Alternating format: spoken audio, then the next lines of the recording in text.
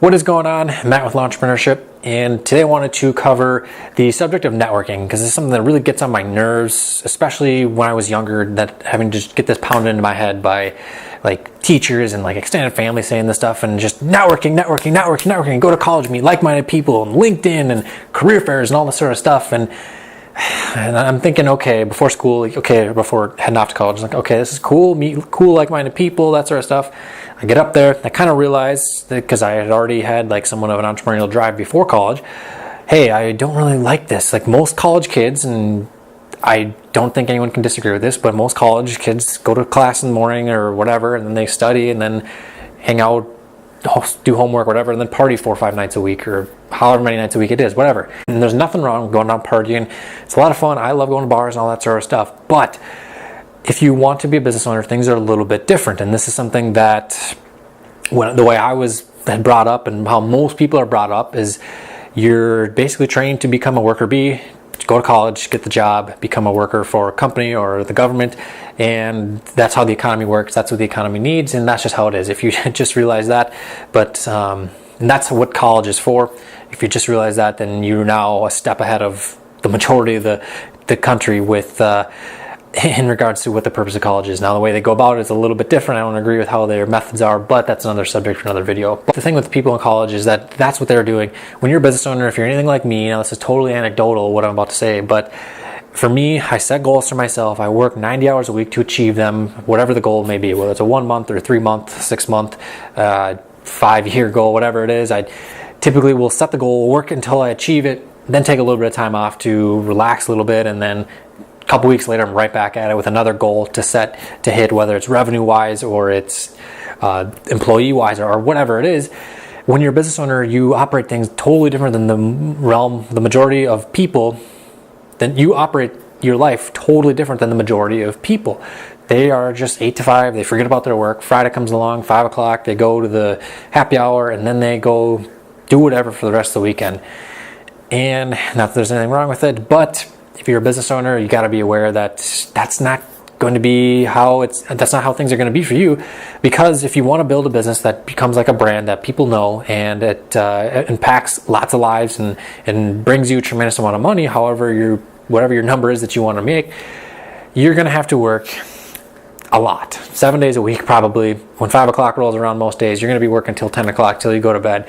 Weekend rolls around, you're probably going to be working because you have stuff to do. And yes, you can go and party and that sort of stuff, but I only go out and do that kind of fun stuff if all my work for the week is done. And I also, before going out, I will set a list of all the things I need to do for that next week. So that way, if I'm like still hungover or just like not mentally 100% focused, my list of stuff that needs to get done is written down and done, and I can keep focusing through that week. So that's something that is just totally different when you're a business. Your networking in college it's not going to happen at a university, because unless maybe in an entrepreneurial program or a business program, but most of the people there in the business program want to get a job within business rather than start one.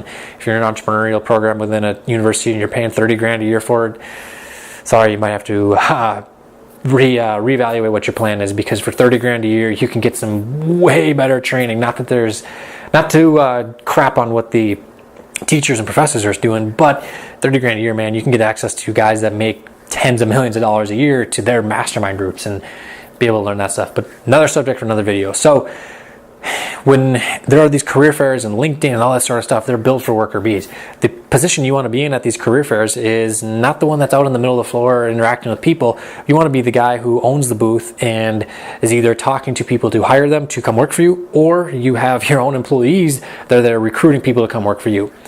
That's how it is. That's the position, because you are not like the 95% of the people that are trying to get a job. You are in that lower 5% or 10%, whatever the number is, of getting people to come work for you. That's just how it is. That's something that you really got to be aware of. So, but one little aspect of networking that was a little bit different for me was with the technical school I'd gone to. I'd actually met a fair amount of like-minded people. Different than university. University, you have just big classes and tons of people and frats and all this sort of crap. With the tech school I went to, not to just say that it was so good, because a lot of things I didn't like about it, and it was really expensive with what we had to do and like all that sort of stuff. But was able to meet like-minded people. A lot of guys there, though, wanted to get good jobs in the industry, become golf course superintendents, landscape designers for other landscape companies. Couple wanted to start their own businesses, and that's where I was with that. And I was able to meet a friend. We had actually teamed up on a couple projects. First one we almost lost money on because a lot of things we overlooked. We were like 19, 20 years old at the time, and we just, long story short, we had to remove a 4,000 or 5,000 square foot landscape, and it didn't go as planned. We'll leave it at that. But we ended up getting the job done, made sure the client was happy, made a little bit of money, but we had a testimonial, we had a portfolio of projects starting to build up, and then we went and did another project, hardscape project, where we removed a retaining wall and stairs and the patio and rebuilt the whole thing, and had a happy client, made some money, and we had more projects added to our portfolios. And that's something that was really, really cool because we're starting to then get an ROI from that college education that we had invested in. So that's a really anecdotal case, but if you're at a technical school, you're looking to go to a technical school and see, and if you're considering doing that, go and ask people within the program, like, hey, what are you here to do? Do you want to just like get a job, or you want to start a business, or do you want to become a freelance designer? And because that's another cool thing. If you want to start a landscape business, you can meet people that, if you're not very good at designing like me, I'm freaking terrible at it, hire people to become freelance designers. You can pay them $200 for a design that would take you 10 hours to come up with. They can hustle that through in an hour and a half or 2 hours, and it saves you a ton of time. You can delegate that task to somebody else. So that's something that you really should be looking into if you are on the fence and you want to make a huge investment in purchasing college, basically. So the other aspect, though, of networking is when it comes to business owners is just like there's BNI groups, which like when I was starting on my business, there were people that were not business owners, but they were telling me to join these, and